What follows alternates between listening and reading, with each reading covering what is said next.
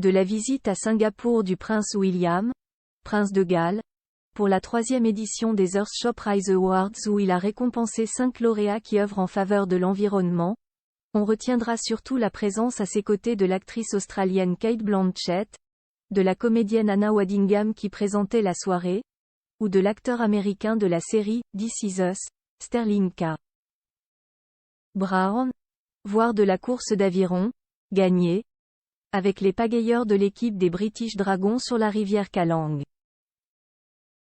D'autres ont surtout noté l'absence de Kate, la princesse de Galles, restée à Londres. Catherine est vraiment désolée de ne pas pouvoir être là. Elle aide George à passer sa première série d'examens majeurs, a expliqué William.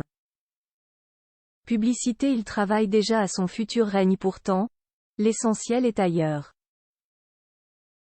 Dans les déclarations d'intention du prince de Galles qui dessinent déjà les contours de ce que sera la monarchie britannique sous son règne, après son père Charles III. Au terme de sa visite de 4 jours dans la ville-État de Singapour, l'héritier du trône s'est entretenu avec les médias britanniques pour évoquer son action en faveur des prix Earthshot, ou son ambitieux projet Home Awards en faveur des sans-abri. Je pense donc que ce qui relie tout cela pour moi, c'est le leadership social. C'est comme cela que je considère mon rôle. Il y a tant de choses qui me soucient. Et auparavant, la famille royale a mis brillamment en lumière beaucoup de sujets, mais moi je veux aller plus loin. Je veux réellement apporter du changement, et je veux mettre autour de la table des gens qui peuvent réellement apporter du changement si moi je ne peux pas le faire seul.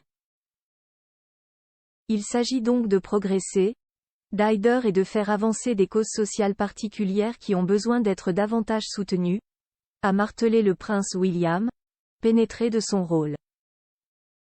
L'empreinte de sa défunte mère, je travaille dans le secteur des sans-abri depuis longtemps maintenant, et donc plutôt que d'être simplement un mécène, je veux faire plus.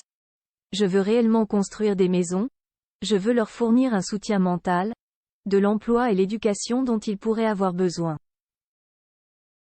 Impossible de ne pas voir dans ce nouveau combat l'empreinte de sa défunte mère, Diana, princesse de Galles, qui lui a fait partager tant de ses combats caritatifs et humanitaires lorsqu'il était adolescent pour qu'il prenne conscience des réalités et qu'il ne devienne pas un prince déconnecté de la vie des Britanniques.